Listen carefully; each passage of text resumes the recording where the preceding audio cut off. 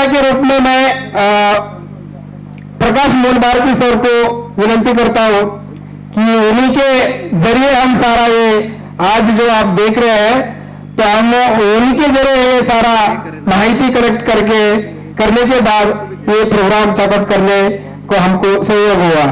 तो मैं प्रकाश मूल भारती सर से विनती करता हूं कि वो विचार रखें अपने।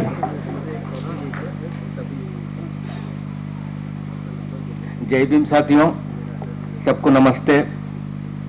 पहला मैं अपने नाम से ये भाषण शुरू करना चाहता हूं। श्याम सुंदर साहब 1972 में गुलबर्ग में इलेक्शन लड़ रहे थे, तो मेरा भाई माणिक चंद्र मूल भारती कॉलेज के एडमिशन फॉर्म के लिए जो ना फिलअप करके जो ना आईबी में रखे थे हम लोग। तो साहब देखिए क्या जी क्या कर रहे बोल के बोले, सब कॉलेज का एडमिशन फॉर्म भर रहा हूँ बोल के बोले। तो गुलबर्ग कर बोल के रखे थे हम लोग। वो साहब बोले ये क्या जी, गुलबर्ग का बहुत छोटा नाम है, उसको काट कर दिए। वो लोग काट करके बोले कि मूल भारती बोल के अपने हैंड राइटिंग से लिख के दिए वो। तो मेरा भाई मैं बोला साहब ये क्या नाम है बोल के बोला, हम मूल भारती है, तुमको नहीं मालूम, आगे मालूम होता है। ये जाके भरो बोलने के बाद जो है ना, पहला मेरा फैमिली के मेंबर जो थे ये नाम लेके हम लोग आए हैं, वो साहब का देन है। अच्छा, कई लोगों के दिमाग में ये बैठ गया है। एक एग्जांपल दे के बोलता हूं कि श्याम सुंदर का क्या व्यक्तित्व है।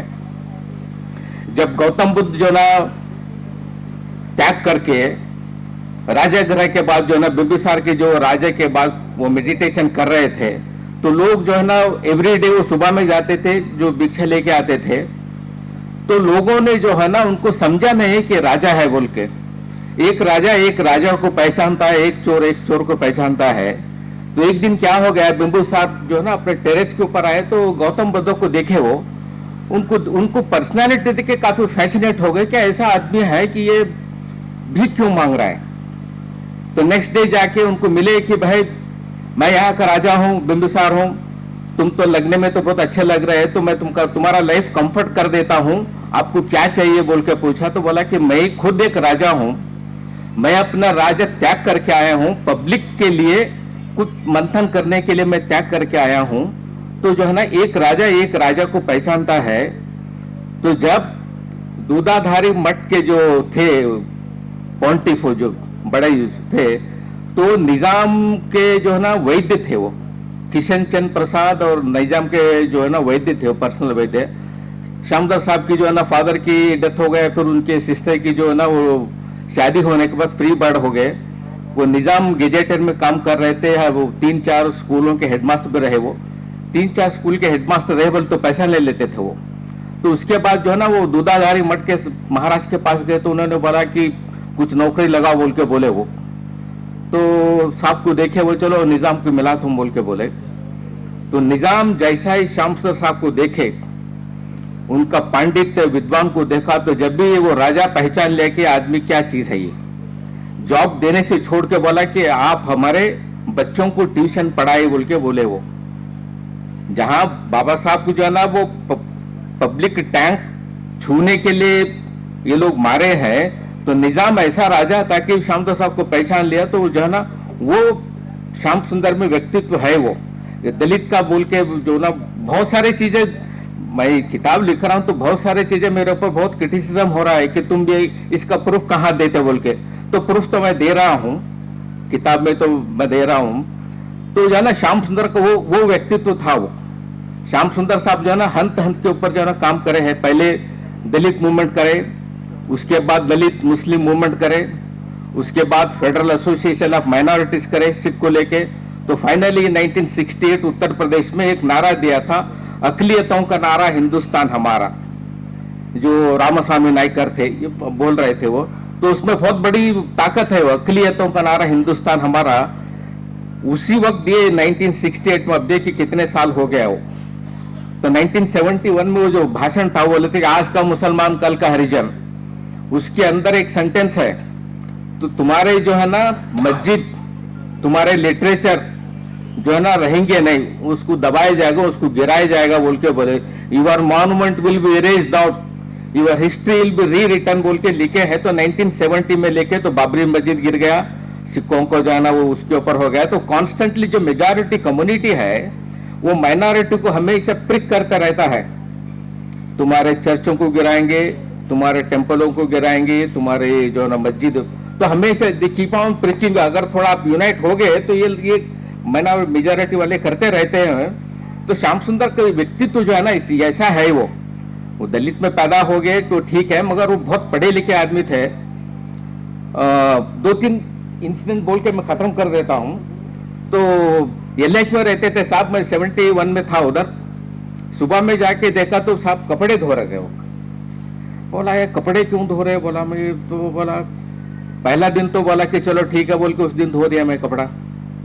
3-4 दिन के बाद फिर उठाए मुझे कपड़े धो जी बोल के बोले। मतलब ये क्या किरकिर शुरू हो गया? मैं बोला तो फिर उसके बाद बोला क्या साहब हमको काम लगा रहे बोल के, नहीं कपड़े धो बोल के। तो कपड़े धोए तो फिर वीवी गिरी के पास जाते थे हम लोग जयनगर को। 20 रुपए लगता था ऑटो को, 20 रुपीज जाने का, 20 रुपीज आने का। तो 3-4 दिन के बाद पूछा साहब ये क्या है साहब, क्यों कपड़े धोते आप बोल के बोला। बोले ये एमएलए लोग है ना। बोले हाँ साहब। बोले ये बहुत अलग अलग काम करके आते। बोले तो मेरा कपड़ा जो है ना उनके कपड़े में मिलावट नहीं होना, I am a pure man, इसलिए मैं अपने कपड़े खुद धो लेता हूं बोल के बोले। तो बड़ा शॉकिंग न्यूज होगा भाई, इतना बड़ा आदमी ऐसा बात कर रहे बोल के बोला। वो समझ में नहीं आ रहा था। उसके बाद बोला डेली शुरू कर दिया मैं, साहब बोलो मत, मैं कपड़े धो देता हूं बोल के। एक नवाब अकबर अली बोल के एक्स गवर्नर है, रविंद्र भारती के सामने उनका मकान है व्हाइट हाउस। तो उनके घर पे गए थे हम लोग, तो खाने के लिए दिए तो खा रहा था मैं।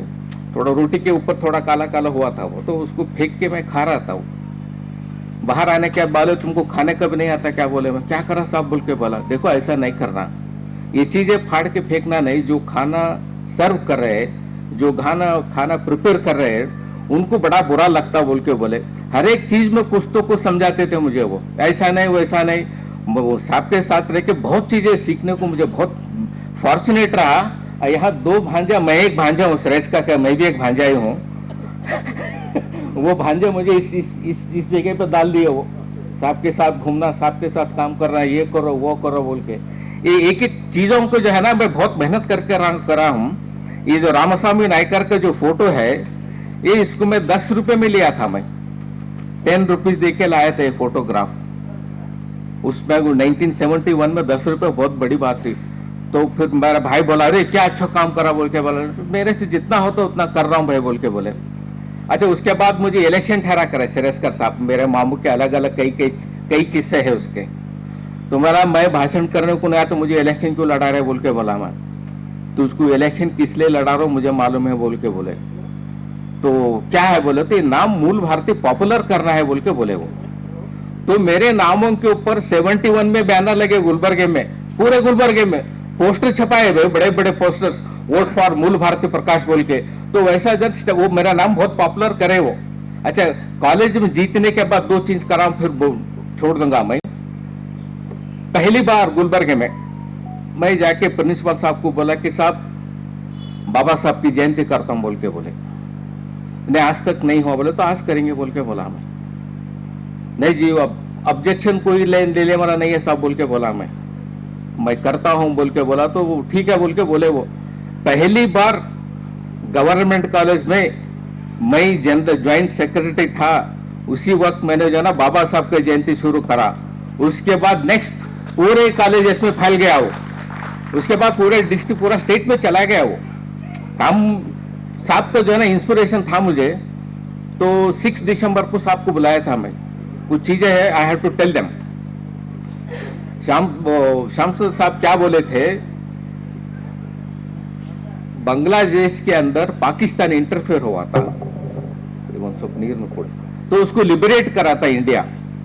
तो बाबा साहब श्यामदास साहब बोल रहे थे कि जो है ना ये इंडियन गवर्नमेंट जो इंटरफेयर हो रहा है, किसी इंटरनल अफेयर्स प्रॉब्लम है, तो कल अगर चाइना आ गया। श्याम सुंदर साहब चौवेनलाई और होची मैना के फ्रेंड्स थे, या चंदप्पा वंटी बैठे हैं वो साहब जो है। हमने चौवेनलाई का फोटो देखा है श्यामदास साहब के साथ। वो बंडुंग कॉन्फ्रेंस में 48, अच्छा इसके बाद बोल देता 48 के जब यूएनओ चले गए थे वो ट्रस्टेड आदमी थे निजाम के, निजाम भरोसा करते थे उनके। 3 डेलीगेट्स थे, तीनों लोग पाकिस्तान चले गए वो लोग। श्याम सुंदर अकेला आदमी था, वापस आ गए। पार्टी फॉर्म करे, एमएलए बने, तो जो है ना वो सेकंड पार्ट है जो कर रहे, जो बीदर का जो करे, तो वहां रूममेट रहे वो होची मिन और चवन लाई के। तो जब पंडित नेहरू बंडुंग कॉन्फ्रेंस में मिला तो बोला कि I want to see my friend. उस वक्त साहब एमएलए भी नहीं थे, तो पंडित नेहरू जो है ना चार्टेड प्लेन ले जाके चवन लाई से मिलाए हैं। 57 में होची मिन एमएलए बनने के बाद ही हैज कम टू बैंगलोर, वहां के श्याम सुंदर साहब को मिलके गया है, वो फोटोग्राफ्स है वो। तो श्याम सुंदर वैसा व्यक्तित्व थे वो। मुझे थोड़ा प्रॉब्लम क्या हो रहा है, but I am not able to collect documents, नहीं हो रहा है, किताबें लिखा हूं मैं, तो डॉक्यूमेंट्स की कमी हो जाए कि हमारे पास फोटोग्राफ नहीं है। उतनी कि ये चीजें हैं, लोग बोलते भी है, इन्हों भी बोलते उन्हों भी बोलते, मगर बोलने से कुछ चलता नहीं है ना। वो एवरीबडी वांट्स, कुछ भी झूठ बोल रहा बोलते, तो एविडेंस कलेक्ट कर रहा हूं मैं। एक मेरे ख्याल से 2-3 लोगों से कांटेक्ट भी कर रहा हूं, फॉरेन में है, देखेंगे बोल के बोल रहे हो लोग। तो श्याम सुंदर का वो व्यक्तित्व था वो। एक यहाँ शंकर देव वो इलेक्शन जीत के आए थे पार्लियामेंट का, साहब एमएलए थे, वो मेरे भाई बोल रहे थे वो। तो असेंबली में विधानसभा में मिले कहते, वो विधानसभा में मिलते इन्हों बोला कि जयराम जी की बोल के बोले कहते, शंकर देव राव जी बोल के बोले कहते, क्या है महाराज बोल के बोले, क्या मेरा नाम भूल गया क्या तुम बोले? मैं कैसा भूलूं, फिर जब भी तुम मुझे मिलेगा जय श्याम सुंदर बोलना बोल के बोले कहते वो। तो उनके दिमाग ही बड़ा अजीब सा था श्याम सुंदर साहब का, बहुत वेरी इंटेलेक्चुअल मैन। वो मेरे जिंदगी में मैंने कुछ अच्छे काम करे होंगे मेरे भाई बोल के वो उनके साथ मिलने का वक्त, मैं एवरी ईयर दिसंबर मार्च एग्जाम के बाद उनके साथ ही घूमता था। मैं बेंगलुरु में 3-4 साल भी रहा। मैं जब भी मेरा हॉलीडेज गया उधर उनके साथ बहुत घूमा हूं। काफी लकी भी हूं कि उनके साथ बड़े बड़े लोगों के साथ मिलने का मुझे मौका मिला है। मैं इंदिरा गांधी से मिला हूं, पीवी नरसिम्हा राव से मिला हूं, उत्तर प्रदेश के जितने भी लीडर है, एच.एन. बहुगुणा, चंद्रजीत यादव, चरण सिंह, इन सब भी लोगों से मिला हूं। जब भी मैं दिल्ली में था जाके मिलता था मैं। अच्छा, एक बात इंदिरा गांधी का बोल के मैं खत्म कर देता हूं, लोग बहुत बोलने वाले हैं। इंदिरा गांधी की जनता पार्टी में थे ना, जनता पार्टी पावर में आ गई तो इंदिरा गांधी के घर में कोई नहीं सोता था। वो कांग्रेस के लोगों के दिमाग में ये बैठ गया है कि कांग्रेस में ही हम लोग चीफ मिनिस्टर बन सकते हैं, कोई और पार्टी में नहीं बनते। हमेशा ये एग्जाम्पल देते हैं कि जगन्नाथ पहाड़िया को मिनिस्टर सीएम बनाए हैं, डी संजीव अय्यर को सीएम बनाया है, और सुशील कुमार शिंदे को। डी संजीव अय्यर को बनाने के एक ही मकसद था कि वहां के दलित मूवमेंट को निर्नाम करना है। वो चीफ मिनिस्टर बना, वरुण साहब भी जानते हैं, बहुत बोलते हैं, सभी लोगों को कांग्रेस में ज्वाइन करा दिया, मूवमेंट चला गया वो। अच्छा, जगन्नाथ पहाड़े को क्यों बनाया बोलो तो जब इंदिरा गांधी के घर में कोई भी नहीं सोते थे, एक था बीपी मौर्य की बीवी, दूसरा था जगन्नाथ पहाड़े की बीवी सीता पहाड़िया, कोई भी नहीं रहते थे उनके घर में। ये 2 दलित लोग इंदिरा गांधी के घर में सोते थे। तो उसकी वजह से जो ना Indira Gandhi as a friendship Jagannath Pahade को चीफ मिनिस्टर बनाया, नॉट एज ए दलित। ये दिमाग में, कई लोगों के दिमाग में कोई चीजें बैठ गए कि यही होता है। मैं माले साहब को तो जानता हूं, माले साहब इतना काम करे, देखिए एमएल से रहे कि हमारे हाथ से एक स्टैचू बैठाने का नहीं हुआ गया काम हमारे गुलबर्ग में। असेंबली में क्वेश्चन करे, बजट लाए, सोशल वेलफेयर कराए, आखिर में हुआ नहीं वो। तो मैं चाहता हूं कि एक अच्छा यहाँ स्मारक बनाए, कम से कम छोटा भी है तो परवाह नहीं, कहीं बैठने के लिए हम लोगों को, हमको दिल को तो होना भाई कि हमने भी कुछ काम किया है। मुझे इतना सेटिस्फैक्शन है कि मैं जो किताबें, मैं लिटरेचर जो है, मैं एवरीथिंग मैं हैव शेयर करा हूं। और विकिपीडिया में आर्टिकल लिखा हूं 6 पेज का। scribe.com में जो है ना श्याम सुंदर साहब का पूरा लिटरेचर जो है ना मैंने डाल दिया है। एक ये जो मेहराब का है, मेहराब का इंटर सुनिए, मैं कैसा लेकर आया बोलते इसको। दिल्ली में था तो जामा मस्जिद को चला गया, मैं जाके बुखारी साहब से मिला। मैं तो बुखारी साहब बोले कि साहब ऐसा गुलबर्ग से आया हूं मैं श्याम सुंदर का शिष्य हूं बोल के बोला। रे वो मर गए, देहांत हो गया, बड़ा अफसोस हो गया बोल के बोला। तो साहब उनका एक इंटरव्यू छपा था मेहराब में बोल के बोला। मैं अरे हाँ छपा था ना बोल के बोले, इधर ही बैठ जाओ बोल के बोले। वो बोल के भेजे कि अशरफ साहब को बुला के लेकर आओ बोल के बोले वो। तो अशरफ साहब एडिटर आए तो बोला, फिर उसके बाद ये किताब दिए मुझे इंटरव्यू मेहराब का।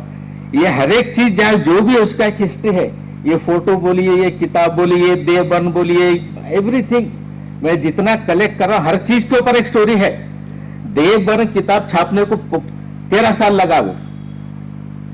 मैन्युस्क्रिप्ट लेके चले गए लोग, छापे नहीं। फिर मैं गवर्नमेंट जॉब होने के बाद उसको छापा मैं। उसके बाद भूदेवताओं का मैनिफेस्टो मैं अपने पैसे से छापा हूं।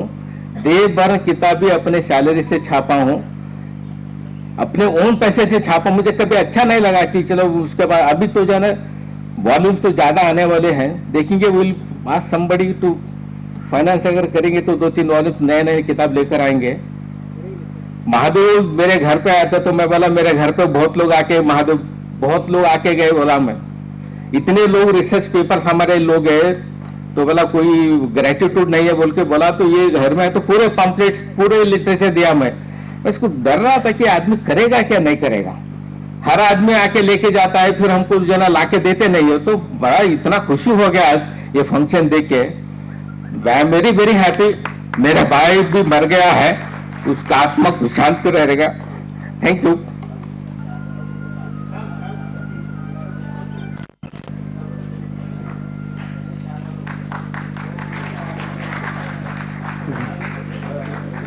प्रकाश मूल भारती सर एच रेस करके बांधे रहे।